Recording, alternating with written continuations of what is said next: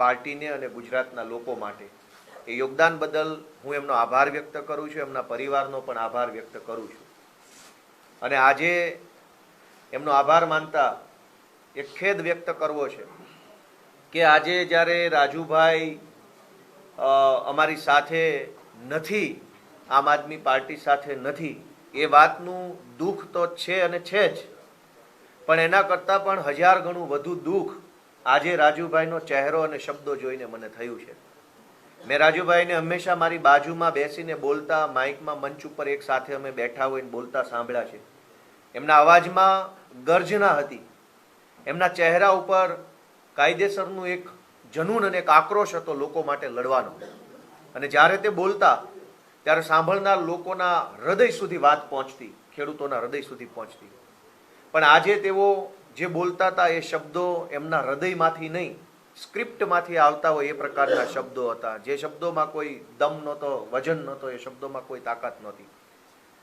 જ્યારે અમારી સાથે હતા, આમ આદમી પાર્ટી સાથે, ત્યારે જે બોલતા ત્યારે શબ્દોમાં તાકાત હતી, શબ્દો હૃદય સોંસરવા નીકળી જાય એ પ્રકારના પ્રભાવી શબ્દો એમના મોઢેથી આવતા હતા. આજે એમના ચહેરા પર નૂર નહોતું. આજે એમના ચહેરા પર એક ગ્લાનીનો ભાવ હતો, કંઈક ખોટું કરી રહ્યા હોય, કંઈક ન કરવાનું કરી રહ્યા હોય એવો ભાવ હતો. ને એટલા માટે એમનો મને આમ થઈ જશે, તેમ થઈ જશે. રાજુભાઈએ ખૂબ બધા રાજકીય પ્રકારના આરોપો, આક્ષેપો અમારી પાર્ટી ઉપર, કરદાકાંડને લઈને બનેલી ઘટના ઉપર બધું જ કર્યું. પણ એમણે એક વાત ગુજરાતની જનતાથી છુપાવી, જે વાત હું તમારા સુધી મૂકવા માંગુ છું કે રાજુભાઈ આવું પગલું કેમ ભરવું પડ્યું. કારણ કે એમના ઉપર કુલ 3 કેસો છે. 2022ની વિધાનસભાની ચૂંટણીમાં એફિડેવિટ કર્યું, એમાં એમણે 3 કેસોનો ઉલ્લેખ કર્યો છે.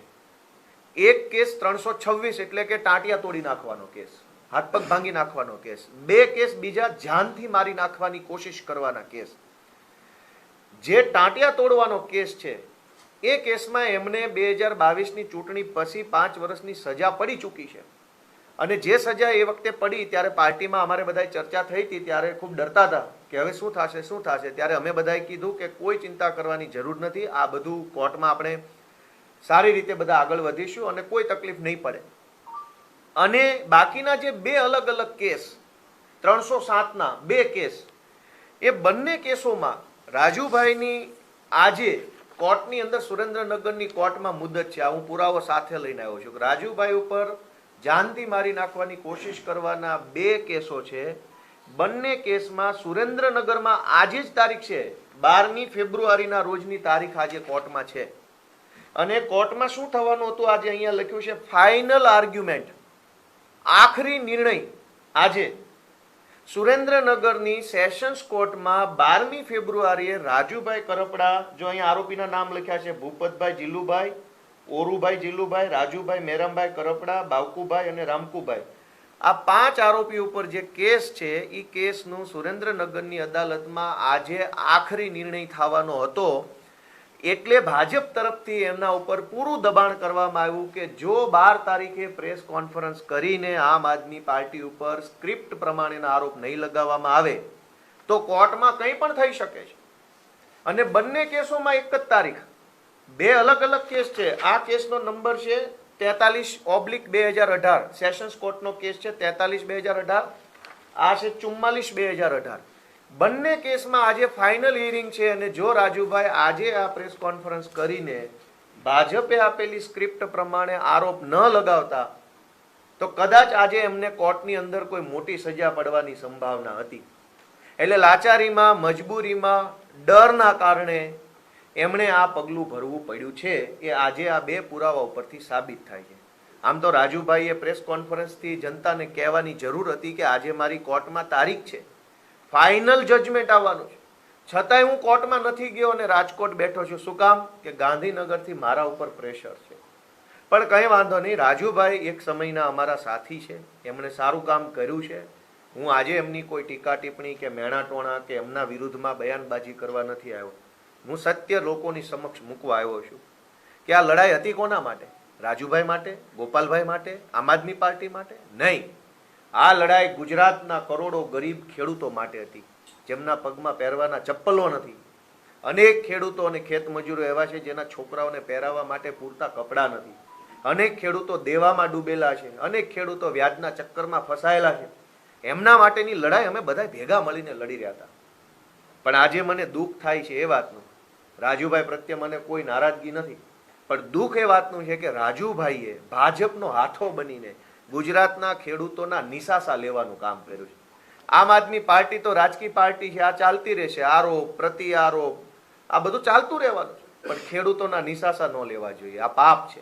ગુજરાતના ખેડૂતોને એક આશા બંધાઈ, ઉમ્મીદ બંધાઈ, ભરોસો આવ્યો કે આમ આદમી પાર્ટીના નેતૃત્વમાં કંઈક થશે, ઈશુદાનભાઈ જેવા નેતાઓ, ચૈતરભાઈ જેવા નેતાઓના નેતૃત્વમાં કંઈક થશે, એવી જ્યાં ઉમ્મીદ બંધાય ત્યાં રાજુભાઈએ જે આ પાપ કર્યું છે એ બરાબર બિલકુલ વાત નથી.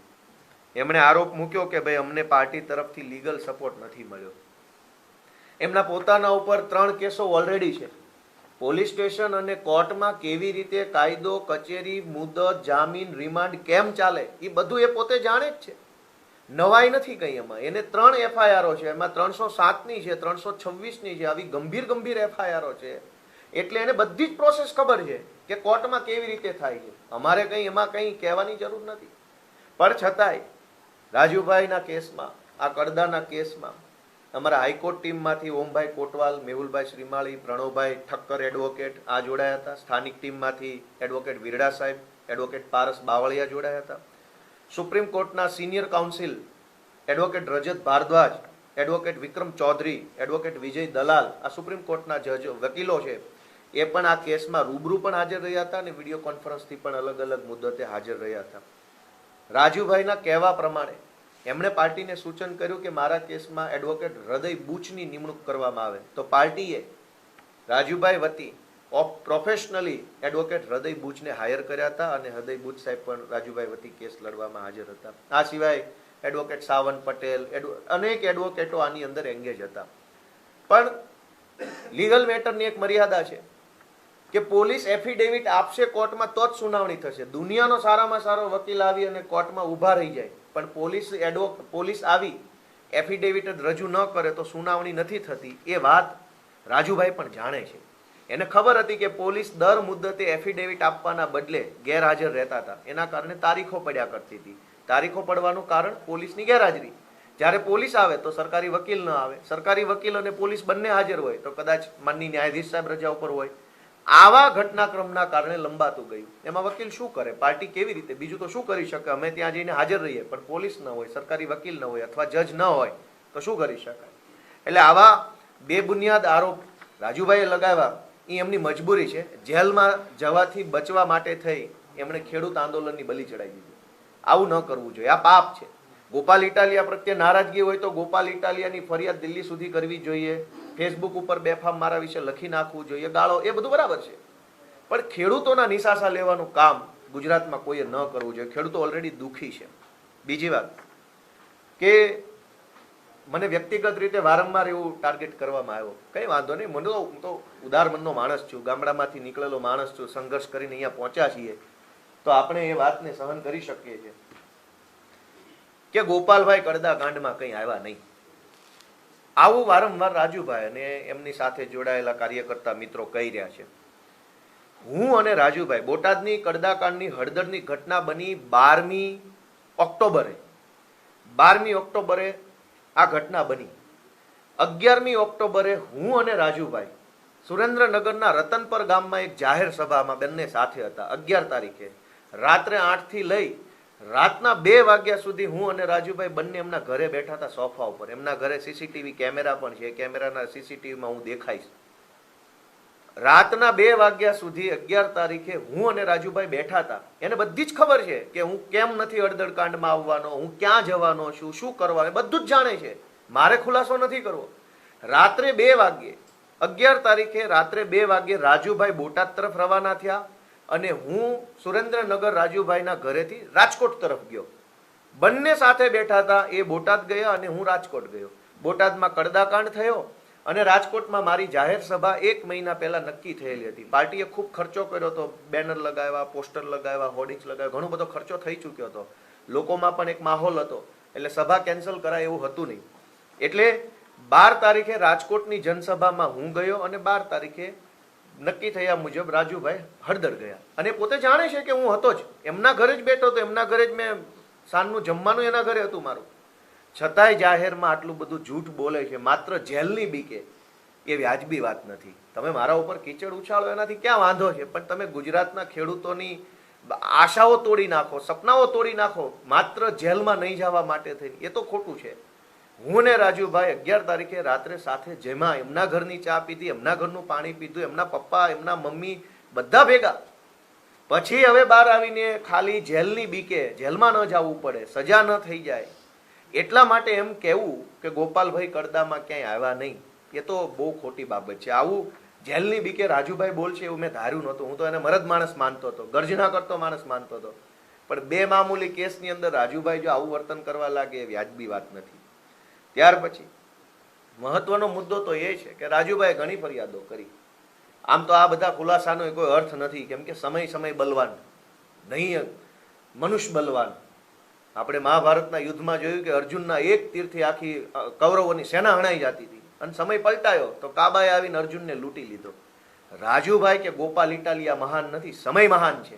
આ ગુજરાતના કરોડો લોકોએ આમ આદમી પાર્ટીને પ્રેમ આપીને પાર્ટી મોટી બનાવી છે. કોઈ એક વ્યક્તિથી કાંઈ થતું નથી, ગોપાલભાઈથી ના થાય ને પ્રવીણભાઈથી ના થાય. પણ જેલમાં માત્ર રાજુભાઈ નહોતા, જેલમાં અમારા પ્રદેશ ફ્રન્ટલ અધ્યક્ષ પ્રવીણભાઈ રામૈયા હતા, જેલની અંદર અમારા પોરબંદર લોકસભાના ઇન્ચાર્જ મહેશભાઈ કોટડિયા હતા, જેલની અંદર અમારા સૌરાષ્ટ્ર ઝોનના સંગઠનના ઇન્ચાર્જ રાજુભાઈ બોરખતરિયા હતા, જેલની અંદર અમારા પ્રદેશ ઓબીસી મોરચાના અધ્યક્ષ પિયુષભાઈ પરમાર હતા. અમારા પ્રદેશ કક્ષાના 10 નેતાઓ જેલમાં હતા.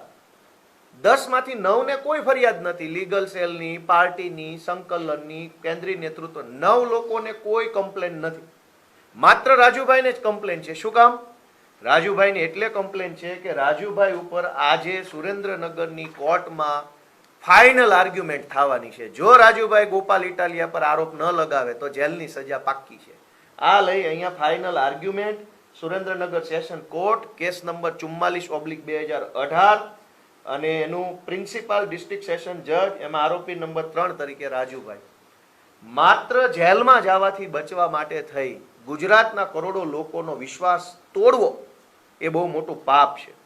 આ સિવાય મહત્વની બાબત, આ તો બોલીએ તો કાદવ ઉછાળીએ એવું લાગે, પણ કહેવું જરૂરી છે કે અમે એ જાણીએ છીએ કે રાજુભાઈને 31 તારીખે જેલની અંદર કયા આઈપીએસ અધિકારી કેટલા કલાક મળ્યા અને શું ચર્ચા કરી એની પાક્કી વિગત છે જ મારી પાસે. અને રાજુભાઈ ગાંધીનગરમાં ગૃહમંત્રીને કયા રોડ ઉપર કયા બંગલામાં કેટલા વાગ્યે મળ્યા એ પણ વિગત છે. એટલે રાજુભાઈએ કોઈ મહાનતા બતાવવાની જરૂર નથી. મહાનતા તો ગુજરાતના ખેડૂતોની છે કે રાજુભાઈ જેવા માણસને આટલી બધી એને પ્રસિદ્ધિ આપી. અને બદલામાં રાજુભાઈ શું કર્યું? ગાંધીનગરમાં ગૃહમંત્રી સાથે ગુપ્ત બેઠકો કરી પોતાના કેસનો સોદો કરી લીધો. આ સુરેન્દ્રનગરની સજામાંથી બચવાનો સોદો કર્યો અને ગુજરાતના ખેડૂતોનો જે અવાજ છે એનો સોદો ગાંધીનગરમાં કરવાનું કામ કર્યું છે. આ સોદો બિલકુલ વ્યાજબી નથી. રાજુભાઈનું એવું કહેવાનું છે કે પાર્ટીએ અમે જેલમાં ગયા તો અમારા માટે કોઈ પ્રયત્ન ન કર્યો. હળાહળ જૂઠ બોલવાની પ્રેક્ટિસ ભાજપમાં જોડાતા પહેલા જ રાજુભાઈને આવડી ગઈ, એ બહુ સારી બાબત કહેવાય. કેમ કે હવે એમનો રસ્તો ભાજપ તરફ છે. જૂઠું બોલતા શીખવું પડે, જૂઠું બોલે તો જ ત્યાં મોટા હોદ્દા મળે એ સમજી ગયા છે. કેમ કે ગુપ્ત મિટિંગ ગાંધીનગરમાં હર્ષ સંઘવી અને રાજુ કરપડાની થઈ છે અને એની હજડબમ માહિતી છે મારી પાસે. અમારે બોલવું નથી. આઈપીએસો મળવા આવ્યા છે જેલમાં, એ માહિતી છે ક્યાંથી ક્યાં. કેમ કે આજકાલ કંઈ છાનું રહેતું નથી, આજકાલ બધું જાહેર થઈ જાય છે. સૌથી પહેલા રાજુભાઈ કરપડાના સમર્થનમાં અને રાજુભાઈને જેલમાંથી વહેલી તકે મુક્ત કરવામાં આવે એવી માંગણી સાથે અરવિંદ કેજરીવાલ, ભગવંત માન, એક પૂર્વ મુખ્યમંત્રી, ચાલુ મુખ્યમંત્રી, 2 લોકો સુરેન્દ્રનગરની અંદર સાયલાની બાજુમાં એક જગ્યા ઉપર મોટી વિશાળ જનસભા કરી. આખા ગુજરાતને ખબર છે કે રાજુભાઈના સમર્થનમાં સુરેન્દ્રનગરમાં થઈ હતી. જો એ સભા રાજુભાઈના સમર્થનમાં ન હોત તો એ સભા ભાવનગરમાં હોત, તો એ સભા મહેસાણામાં હોત, તો એ સભા કચ્છમાં હોત. રાજુભાઈના આગ્રહથી રાજુભાઈના પરિવારનો સંપર્ક અને સંકલન કરીને એમણે સૂચન આપ્યું ઈ જગ્યા પર, ઈ લોકેશન પર, ઈ તારીખે સભા આયોજન કરી. પાર્ટીએ કરોડો રૂપિયાનો ખર્ચો કર્યો રાજુભાઈના સમર્થનમાં. સભા, સ્ટેજ, શમિયાણું, માઇક, મંડપ, ચા, નાસ્તો, વાહનો રાજુભાઈ માટે કરોડોનો ખર્ચો કર્યા પછી આજ માત્ર જેલમાં ન જવું પડે એટલા માટે આટલી મોટી પાર્ટીએ જે પ્રયત્ન કર્યો એ પ્રયત્ન ઉપર કીચડ ઉછાળવાનું કામ રાજુભાઈ જેવા માણસને શોભે નહીં. અમે તો માનતા હતા કે આ મરદ માણસ છે, એક નીડર માણસ છે, અમને તો એમ હતું કે આ લડાયક માણસ છે, ખૂબ આગળ જશે. પણ અમને એવી નથી ખબર કે આટલું હળાહળ જૂઠ બોલશે. આમ આદમી પાર્ટીએ કુલ 8 જેટલી કિસાન મહાપંચાયતો રાજુભાઈના સમર્થનમાં કરી. એમાં સુરેન્દ્રનગરમાં 31 ઓક્ટોબરે, ખંભાળિયામાં 9મી નવેમ્બરે, તાલાળાગીરમાં 11 નવેમ્બર, વ્યારામાં 23 નવેમ્બર, આંકલાવમાં 29 નવેમ્બર, પાલનપુરમાં 30 નવેમ્બર, અમરેલીમાં 7 ડિસેમ્બર અને રાપરમાં 14 ડિસેમ્બર. આટલી જનસભાઓ રાજુભાઈના સમર્થનમાં પાર્ટીએ કરી. પાર્ટીએ ખૂબ બધો ખર્ચો કર્યો, માઇક, મંડપ, ખુરશી, ચા, નાસ્તો, કેમેરા, બધા પાછળ ખર્ચો કર્યો. શું કામ? કે રાજુભાઈના નેતૃત્વમાં ગુજરાતના ખેડૂતોની જે લડાઈ ચાલે છે એ લડાઈ ગુજરાતના જન જન સુધી પહોંચે એ માટે અમે બધાએ પ્રયત્ન કર્યો. કેજરીવાલ સાહેબ રાજુભાઈ અને પ્રવીણભાઈને જેલમાં બંધ સાથીઓને મળવા માટે રાજકોટ આવ્યા અને રાજકોટ આવીને 2 દિવસ રોકાયા જેલ પ્રશાસન સાથે. મેં પોતે રાજકોટના એસપી સાથે, રાજકોટના કલેક્ટર સાથે, જેલના અધિકારી સાથે, રાજકોટ રીડર પીઆઈ સાથે મેં પોતે મારા ફોનથી વાત કરેલી છે જેલમાં મળવા બાબતે. ધરાહાર ન મળવા દીધા. અરવિંદ કેજરીવાલ સાહેબે ખૂબ પ્રયત્ન કર્યો મળવાનો, પણ ન મળવા દીધા. ત્યારબાદ હું પોતે રાજકોટ જેલ ગયો હતો, મને ન મળવા દીધો. પણ સાગરભાઈ અને અમારા મનોજભાઈ સોરઠિયા છે એ કે રાજુભાઈ અને પ્રવીણભાઈને જેલમાં મળવા ગયા પણ હતા અને મળ્યા પણ હતા. કુલ આખી ઘટનાનો સાર એટલો જ છે કે અમારા ઉપર રાજકીય કીચડ ઉછાળે એનો કોઈ વાંધો હોઈ ન શકે. કેમ કે એ તો હવે અમારી પાર્ટીમાં રિવાજ થઈ ગયો છે કે જે માણસે પાર્ટી છોડવી હોય ને ભાજપમાં જવું હોય એટલે ગોપાલ ઇટાલિયા વિશે 4 હલકા શબ્દો બોલી નાખે એટલે બધાને એમ લાગે કે નહીં ગોપાલ ખરાબ છે ને આ માણસ સારો છે. પાટીદાર અનામત આંદોલનથી લઈ આજ દિવસ સુધીનો ઇતિહાસ છે કે ખાનખાના લોકોએ પાર્ટી બદલી નાખી, ખાનખાના લોકો જેલની, પોલીસની અને ભાજપની બીકે પલટી મારી ગયા છે. આ ગોપાલ ઇટાલી એક જ મરદ મૂછાળો માણસ છે જે આજે ખોખારો ખાઈને ભાજપની સામે ઊભો છે. અમારી ઉપર એક આંગળી ઉઠાવનારા લોકોએ વિચારવું પડે કે તમે કેટલો સંઘર્ષ કર્યો છે.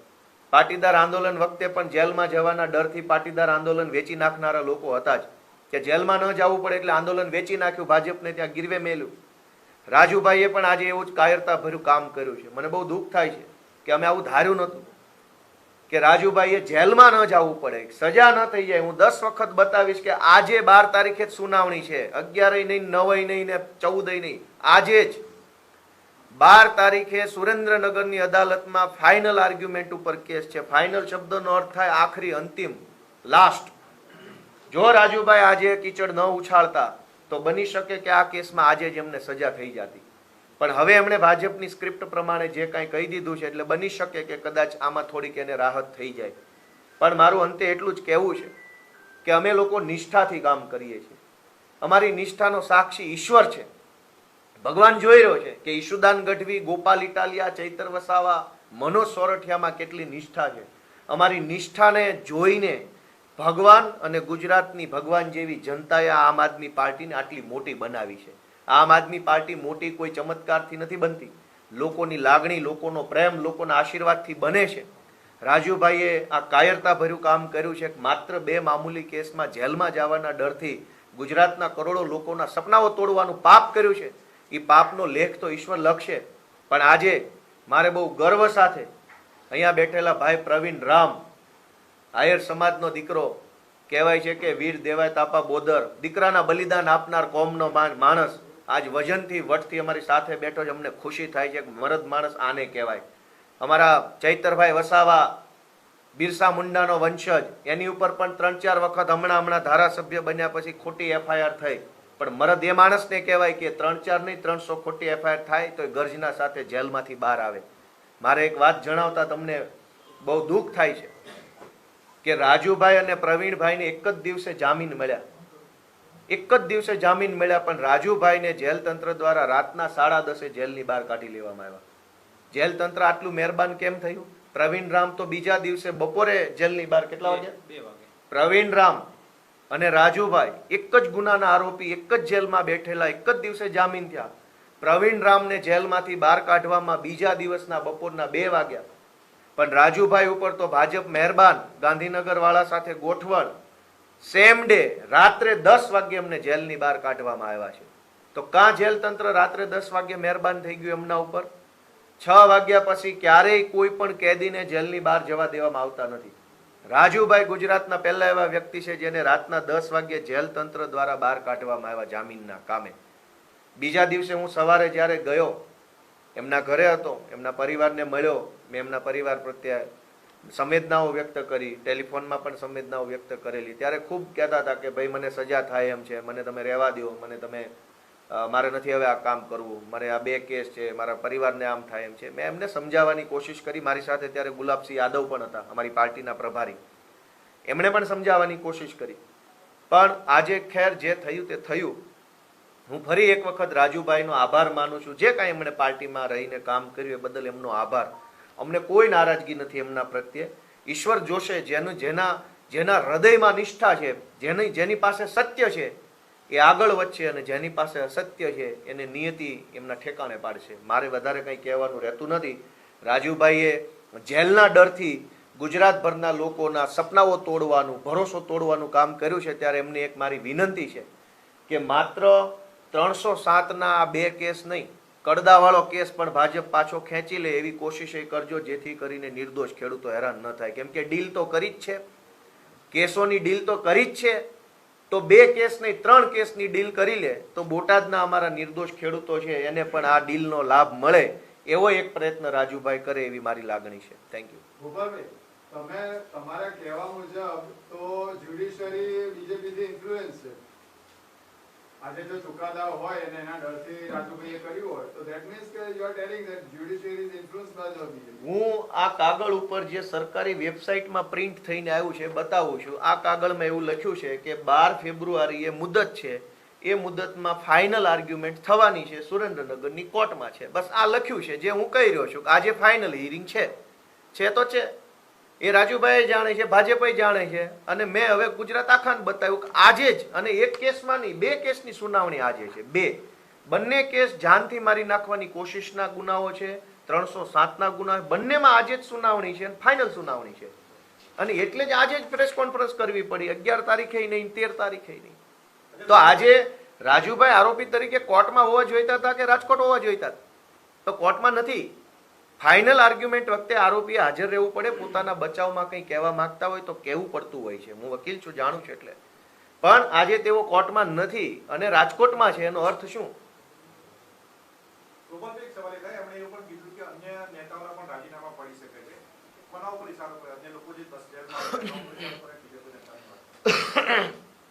કોઈનું કઈ રાજીનામું બાજીનામું કઈ પડવાની વાત નથી. નીડર માણસો હશે એ ટકશે. આ સંઘર્ષનો લાંબો રસ્તો છે. અહીંયા સંઘર્ષ કરવા માટેની જેની અંદર, કેમ કે લાંબી લડાઈ જે છે એ હાથના બળથી નહીં, મનોબળથી લડાય છે. જેનું મનોબળ ખૂટી જાય એ માણસ રસ્તાઓ શોધી લે છે. જેનું મનોબળ અડગ હોય એ માણસ રસ્તો બનાવતો હોય છે. એટલે જેનું મનોબળ ખૂટ્યું એને રસ્તો બદલ્યો. અમારું મનોબળ ટકેલું છે, અમે રસ્તો બનાવશું. ગાંધીનગર સુધીનો રસ્તો બનાવવાના છીએ અમે. ગોપાલભાઈ, અમે એવું કીધું કે તમારા કહેવાથી મનોજ સોરઠીએ એમના પરિવાર સાથે અભદ્ર વ્યવહાર કર્યો, એના પરિવારે અનેકવાર સંપર્ક કરવાનો પ્રયત્ન કર્યો. તમે કહ્યો નહીં ને એવું કીધું કે અમારે આ જેલમાં છોડાવવા રાજુભાઈ એક કામ નથી, અમારે 500 કામ છે એવું. રાજુભાઈ માટે અરવિંદ કેજરીવાલે સભા કરી. અરવિંદ કેજરીવાલ રાજકોટમાં મળવા આવ્યા. હવે અરવિંદ કેજરીવાલ આવ્યા, મળ્યા, લાખો રૂપિયાનો ખર્ચો કરો, એ બધી વસ્તુનું કોઈ મહત્વ નથી. ગોપાલ ઇટાલિયા મુર્દાબાદનું મહત્વ છે. આમ આદમી પાર્ટીમાં ગોપાલ ઇટાલિયા મોટો કે અરવિંદ કેજરીવાલજી મોટા?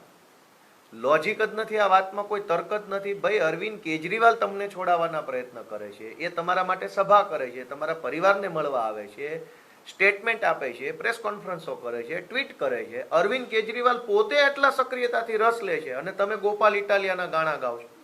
એમને એવું કીધું ગોપાલભાઈ કે તમે પાર્ટી આઈડિયા કરી લીધી, તમે જ્યાં સુધી જુઓ ત્યાંથી પાર્ટી ક્યારે આગળ જ નહીં આવે. અને એમણે કીધું છે કે મનોજ સોરઠિયા અને ગોપાલ ઇટાલિયા ભાજપની બી ટીમ છે, આમ આદમી પાર્ટી નથી. રાજુભાઈના આવ્યા પહેલા પાર્ટી કોનાથી આગળ વધેલી? પાર્ટી આગળ વધી તો જે આવ્યા ને, એને જોડાવાની પ્રેરણા ક્યારે થઈ? કે એક લેવલે પાર્ટી પહોંચી ગઈ હતી, એવું લાગતું હતું કે હવે પાર્ટી ચાલશે, આગળ વધશે, તો જ જોડાયા ને, કે સંઘર્ષમાં જોડાયા? મનોજ સોરઠિયા પાર્ટીમાં 2012થી છે, હું 2020થી છું. આ પાર્ટી સતત અને સતત આગળ વધતી રહી છે અને આગળ વધશે, કેમ કે વ્યક્તિથી પાર્ટી નથી, પાર્ટી હજારો કરોડો લોકોના સમર્થનથી બનતી હોય છે. આજે ગુજરાતના છેવાડાના માણસની લાગણી આમ આદમી પાર્ટી સાથે છે, માટે આમ આદમી પાર્ટી સફળ છે. એટલે એવો વેમ મને ન હોય ને કોઈને હોવાય ન જોઈએ કે હું જ પાર્ટી છું. કોઈ વ્યક્તિ પાર્ટી નથી, પાર્ટી એટલે એક સમૂહ છે આખો. એટલે હિન્દીમાં હા તો તો એટલું લાંબુ ક્યાં હિન્દી બોલવાનું? શોર્ટમાં. ચલો ઠીક છે. રોલિંગ રોલિંગ ઉભા રહો. રોલિંગ ગોપાલભાઈ આજ